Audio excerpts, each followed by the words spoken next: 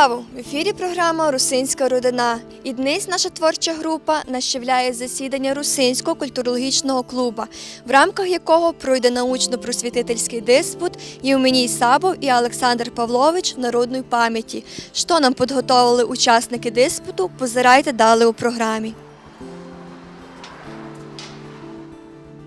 28 сентября в конференц-залі Центру культур національних меншин Закарпаття було проведено засідання членів суспільної організації «Русинський культурологічний клуб». Само засідання було поділено на дві частини.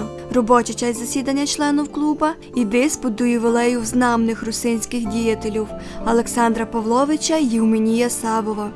Першим виступив голова клубу Юрій Шипович із доповіддю «Знамні ювілярів народної пам'яті», котрий аргументував, чому іменно ці дві постави русинської історії були винесені на диспут. Низ у нас засідання Русинського культурологічного клубу, і крім таких звідань, які ми уносимо, як правило, це прийняття логотипа, розподіл функціональних обов'язків, тобто створення комісій, ми унесли на обговорення ще диспут по двох знаменитих поставах русинського ренесансу. Це Олександр Павлович і Євменій Сабов. Родився Євменій Сабов 1 октября 1859 року в селі Верб'яш Березького комітату. Ошколувався в гімназіях в Ужгороді, Мукачеві, Пряшові, Левоче. Закінчивши богословську семінарію в Ужгороді, служив священником в Вартанові, а потім викладачем руського язика в Ужгородській гімназії. 1898 року переселився в Сивлюш, низ Виноградово. Був обраний пожизненно головою общества імені Олександра Духновича. Для закарпатських русинів 919 рік і Чехословаччина, Подкарпатська Русь, яка війшла в Чехословакію, оказався таким моментом початковим, коли нарешті вільно кожен, як вважав, міг окреслювати свою національність, свою культуру, свою мову і пользуватися нею. І в той час Євменій Сабов був якраз організатором культурного товариства русинів імені Духновича Всезакарпатського, котре мало філії в кожному селі, мало сотні театрів, сотні гуртків, сотні ансамблів. Унікально це і в тим, що це були початки демократичного перебування народу в цьому просторі. Євменій Сабов був засновником общества імені Олександра Духновича, був його пожизненним головою. І так як общество є одним із складових Русинського культурологічного клубу, тому ми цю поставу не могли не почастувати. Обговорення проходило дуже бурно, і тому висловлювалися дуже багато доповідачів, і розказуючи про позитивні риси характера Євменія Сабова, про його часть діяльності, яка принесла великий Косин краєвий, і про ту частину іменно русофільства його, яка пізніше зіграла злу фіглю з нашим краєм, яка фактично стала таку негативну частину і пізніше дало можливість цю поставу розглядати як русофільського діяча, який ніч доброго гибо про край не зробив. Щодо постави Олександра Павловича, котрого особи частують на Восточній Словакії, то його й на Подкарпаттю добре знають. Цей смаковицький будитель печатався в подкарпатських новинках, цімбурувався із нашими просвітителями і був носієм живого русинського слова. І хоч у краї не є ні одного пам'ятника Павловичу, айбо і в Ужгороді, і в Мукачеві суть вулиці, названі його іменем. Олександр Павлович – це взагалі унікальна постава. У цьому році йому 200 років, і на Словакії у Свиднику була проведена велика научна конференція до цієї постави. І ми теж вирішили прилучитися до цього. У нас мали бути гості із Словакії, або так вийшло, що вони не прийшли, але тим не менше ми провели дуже хосенний диспут, уступило дуже багато людей, які довели до того, що все-таки Павлович був більше народний такий поет, просвітитель, як русофільський. Народна складова у його діяльності, вона домінувала. Говорилося все про Павловича. Ще є, що на словацьках чомусь Павловича сприймав як свого, як маковецького такого просвітителя, свого співця маковиці, біловежі, або вони не знали, що в більшій мірі Павлович печатався іменно на Подкарпатті, що у Ужгороді, в Мукачеві є вулиці Павловича, що у 30-ті роки постава Павловича іменно ту є, вона прославлялася. Все найліпше, що було у Павловичові, воно виносилося на люди, воно пропагувалося. Олександр Павлович, хоча наша спільна тоді батьківщина була Пряшівщина і Закарпаття, це був один край, він сам є уродженець якраз з Пряшівщини. А для нас важливо, тому що в період 1860 роки, початок ХХ століття, він серед дійсних таких патріотів, народолюбців, серед письменників, поетів, котрих поважали, шанували, котрі були авторитетом, він відважився вже в ті часи, повторюється 860 рік і далі, писати на народній закарпатській русинській мові. Дуже багато було таких теж народовців, народолюбців, котрі вважали, що треба брати приклад десь рядом уже більш сформованих культур, більш таких, котрі мають вже якийсь багаж з собою. Треба основатися, наприклад, пользуватися досвідом російським, треба українським, треба угорським. Павлович вірив в те, що закарпатський народ і мова наша народна мова, котру ти з дому виніс, вона має перспективи і треба пользуватися нею. Він такий в цьому видатний. Юрій Продан, голова Закарпатського обласного научно-культурологічного общества імені Олександра Духновича, у доповіді «Сосполна діятельність Євменія Сабова» розказав про життя і творчество отця Євменія. Докладчик підчеркнув великий авторитет цього священника, аргументуючи свої слова фактом, що у 1937 році, коли челядь вибирала, за котрим учебником будуть учитися русинські діти, 2/3 обрали іменно учебник Сабова. Звичайно, важливість цього диспуту, проведеного сьогодні, це відзначення 160-ї річниці з дня народження Євменія Сабова. Адже це надзвичайно найвпливовіша людина 20-30-х років на Підкарпатській Русі. Він не як тільки духовна особа, а як основатель общества Духновича, як вчитель, як духовний наставник Виноградова і всієї Угорчанщини, тодішнього Сивлюша, відіграв надзвичайно велику роль у розвитку громади, культури, освіти, духовності нашого народу. Політолог Михайло Зан у доповіді творчества ювілярів Олександра Павловича Євменія Сабова, проблема всукочення і зглядовування комеморації, вказав на мною фактичні помилки в біографіях даних постав. Я у своїй доповіді пробував сконцентруватися на таких 3 основних моментах. Перший момент – то проблема збереження, сокочування тих пам'яток, які є з цих видатних закарпатських, будемо говорити, будителів, але один із останніх будитель – це Павлович, а вже Євменій Сабов, вже представник початку ХХ століття, видатний діяч нашого краю. Наша низька зустріч показує, і ви, думав, зафільмували, кілька є тих усяких джерел, які можна досліднику вивчати. Це все є в нашій бібліотеці Ужгородського національного університету, і дослідник може то все опрацювати, як кажуть. Але ми не видимо на нинішній день таких дослідників, я принаймні не дуже з ними знайомий, бо не знаюся. То би треба вивчати філологам, історикам в першу чергу, нинішнім, тим, які б виділи творчість Павловича, наприклад, Євменія Сабова вже в нинішній ситуації. Особою честю про членів клубу було наживе засідання і диспута завідувачку відділом Карпатика научної бібліотеки УЖНУ Марію Вчорній, котра вчинила про учасників диспута прифайну виставку книжкових фонду, котрі сятикавуть даної теми. Зараз на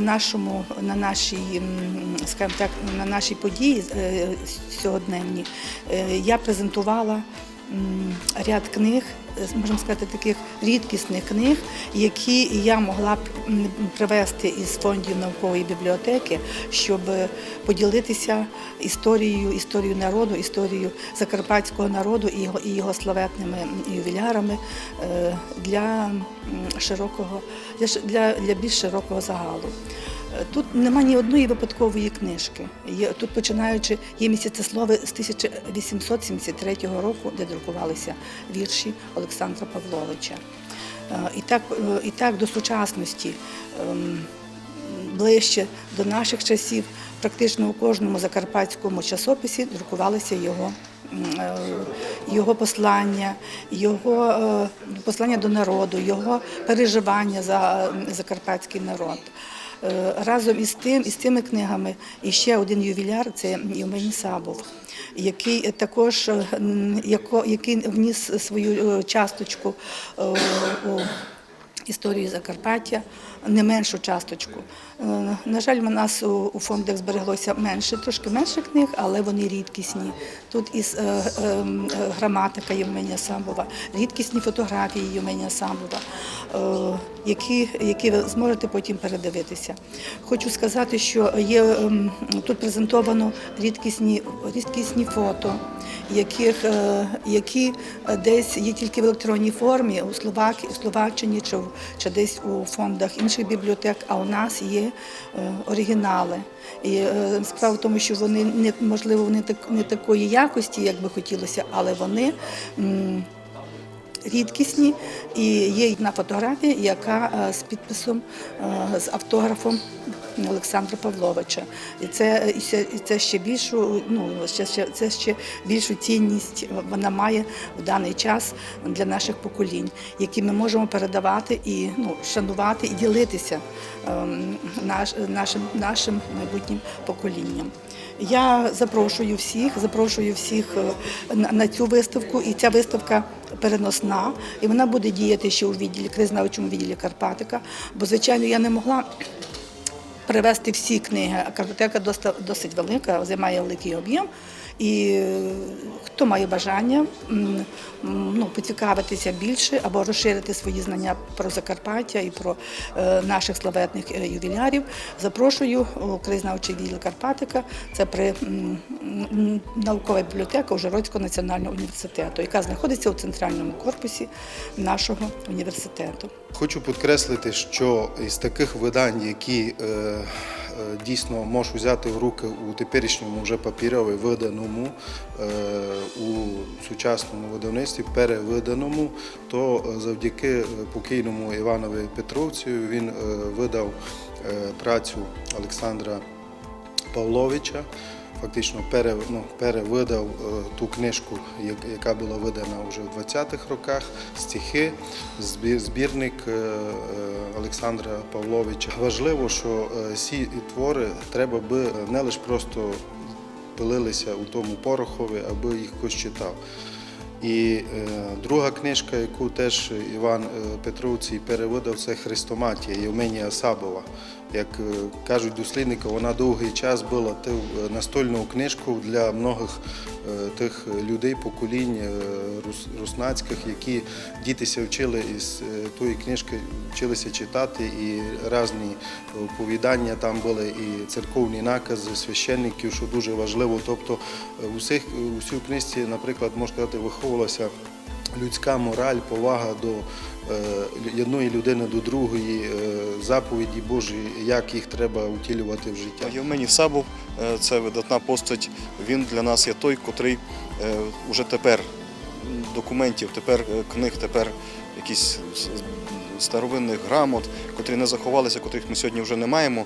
Він в хрестоматії свої 890 році видав хрестоматії, яку ми сьогодні маємо, завдяки йому зберіг, можна сказати.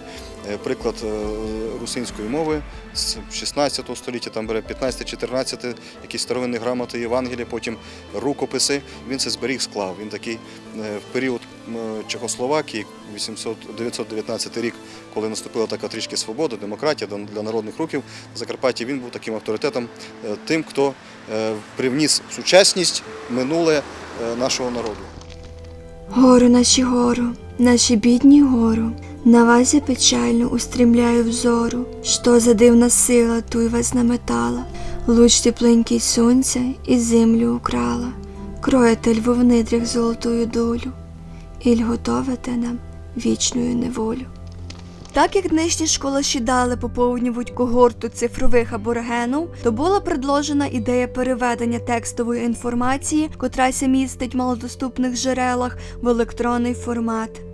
Якщо ми говоримо, що нинішня молодь перейшла у інтернет і нинішні керівники називають молодь нинішню такими собі цифровими аборигенами, які лише користуються цифровими інформаціями. Можливо, треба би і це якось оцифровувати, і щоб молодь могла то читати у цифровому варіанті. Тобто треба то всокотити, що є. Це перше. Ну і ясно, що я ілюструю ті книжечки, які були видані завдяки русинським діячам сучасності вже в 90-х, 2000-х роках, читанки і так далі для недільних шкіл, але, на жаль, вони не фунгують. І творчість Олександра Павловича, наприклад, є представлена і в тих книжечках. Тобто треба би все далі десь, аби воно все розвивало.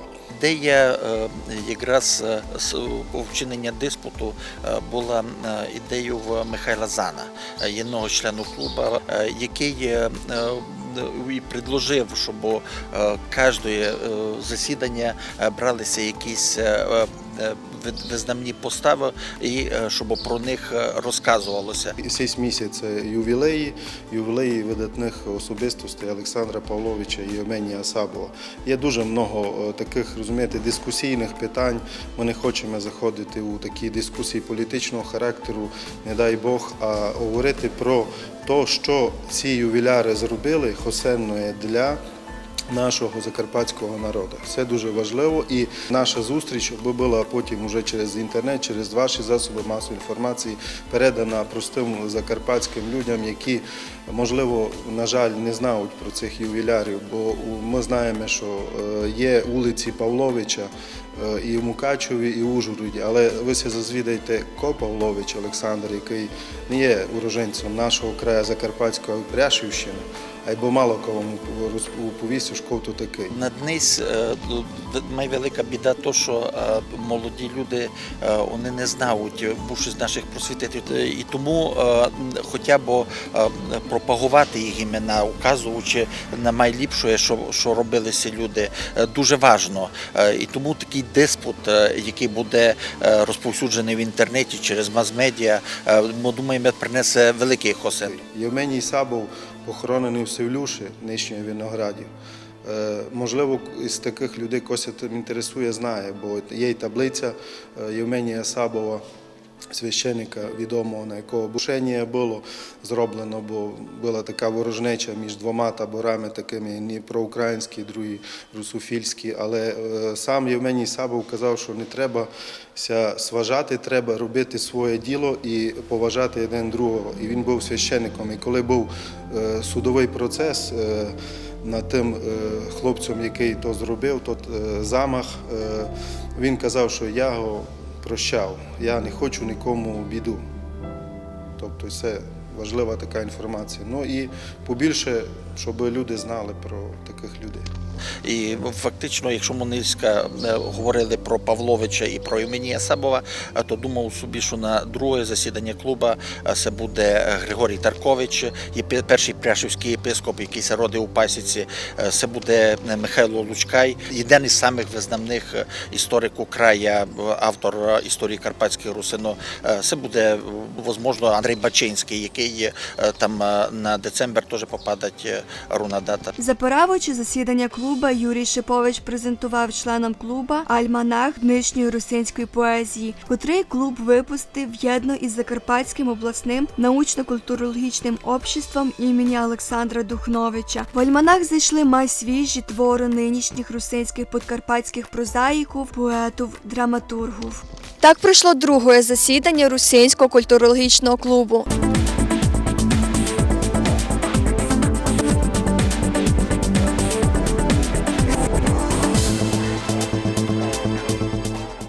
Низька я рішила піти в ботанічний сад, бо там мають розцвісти дуже файтовані файнічки. Ну та мало порадувалася я, та й ви будете мати можливість побзирати на ту красоту, бо не кожний має час пойти та помилуватися тим, що дарить нам природа. Слухай, Лемжоно, а це знаєш ти, що ще з древніх часів і до нинішнього дня чічки удогравують дуже важну роль у житті кожного челядника, і не лим його, а й у шитких народів, каже мені стара кам'яна городина. Такое уповісте, не може в то бити. Як не може бити, каже мені старий кам'яний мур. Ану припомни всякі банкети, даже воїни, всякі церемонії, церковні праздники, свальби і многі другі гулянки не обходилися без чічкової оздоби. А ту й ви маєте правду. При помощі чічок, повімте, жоно, каже мені старий камінь, можу казати, май сильні чувства челядника. Но та переживання челядника мож при помощі чічок указати, а й бо уж чувства народів у то не вірю. Не віриш, каже мені чиношна Роза. А це знаєш ти, що ще в стародавній Персії бував такий звичай. Коли починали зацвітати рози, молодеж виходила на вулиці з кошарчиками сих чічок і метала ними у прохожих. І у кого попала роза, у того мається стати якоїсь щасливої суботії. Ну, а вбися то стало, тот, кого імів розу, мав дати якийсь символічний подарок. Послухай мене, жоно, закликалася біла Божа ружа, що пишно розрослася недалеко. В часи падання Римської імперії роза служила чічку забави і асоціювалася із паскудними пристрастями. Для того, аби прикрасити якусь п'яну оргію, знищували величезні гатари роз. А один раз імператор Галігабал організував бал, на якому заметав гостей таким кількістю пелюстків роз, що декотрі присутні задихнулися під ними. А й бо роза ще й понині вважається символом великої любві, каже мені жовтава роза. А це знаєш ти, жоно, що колір рози теж дуже важне має значення, бо може зробити або сюрприз, або наоборот зіпсувати отношення, гойкать до мене Лілія. Ну, а й бо ви не будете перечити, що рози заслуговують звання найстарших серед вирощуваних челядником чічок. Вони росли ще 5000 років тому у садах на Востоці, розказує мені ніжно-лілова роза, а дика роза знана ще 35 мільйонів тому.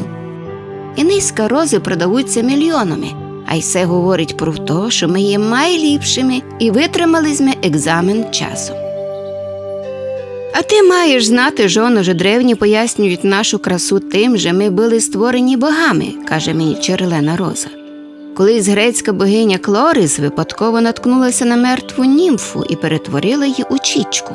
Афродіта добавила красу, наділила енергію радости, Діоніс наповнив її ароматним нектаром, а западний вітер Зефір роздув хмари, аби Аполлон міг зросити розу під сонячним світлом. А мало пізніше нас назвали королівську чічку і віддали Богу любви Еросу. Ну, а й бо римляни мають свою думку про походження рози, каже мені Гліцинія, що пишно розрослася недалеко. Колись давно на світі жила jedna красна дівочка по імені Роданта.